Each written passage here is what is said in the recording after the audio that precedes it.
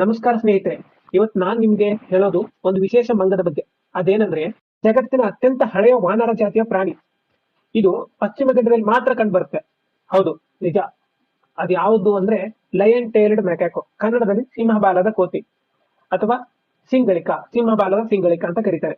ಈ ಮಂಗದ ವಿಶೇಷ ಏನು ಗೊತ್ತಾ? ಇದ್ರ ತಲೆ ಸುತ್ತ ಸಿಂಹದಂತೆ ಬಿಳಿ ಬೂದು ಬಣ್ಣದ ಕೂದಲಿರುತ್ತೆ.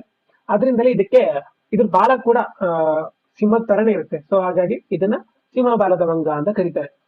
ಇದು ಭಾರತದ ದಕ್ಷಿಣ ಭಾರತದಲ್ಲಿ ಪಶ್ಚಿಮ ಘಟ್ಟದಲ್ಲಿ ಮಾತ್ರ ಸಿಗುತ್ತೆ. ಇದು ಜಗತ್ತಿನಲ್ಲಿ ಎಲ್ಲೇ ಹುಡುಗಿದ್ರು ನಿಮಗೆ ಈ ತರ ಕೋತಿಗಳು ಎಲ್ಲಿ ಸಿಗಲ್ಲ. ಇದೊಂದು ಪ್ರತ್ಯೇಕವಾದ ವಿಶೇಷವಾದ ಮಂಗ ಅಂತ ಹೇಳ್ಬೋದು. ಇದರದ್ದು ಸೈಂಟಿಫಿಕ್ ನೇಮ್ ಅಂದ್ರೆ ವೈಜ್ಞಾನಿಕ ಹೆಸರು ಬಂದ್ಬಿಟ್ಟು ಮಕಾಕಸ್ ಸೈಲಡಸ್. ಇವು ಸಂಪೂರ್ಣ ಕಾಡಿನ ಜೀವನಕ್ಕೆ ಹೊಂದ್ಕೊಂಡ್ಬಿಟ್ಟಿವೆ. ಸೊ ಹಾಗಾಗಿ ಹೆಚ್ಚು ಸಮಯ ಮರಗಳ ಮೇಲೆ ಕಳೆಯುತ್ತವೆ. ಹಣ್ಣು, ಹೂವು, ಬೀಜ, ಕೀಟ ಇವೆಲ್ಲವನ್ನು ತಿನ್ನುತ್ತೆ.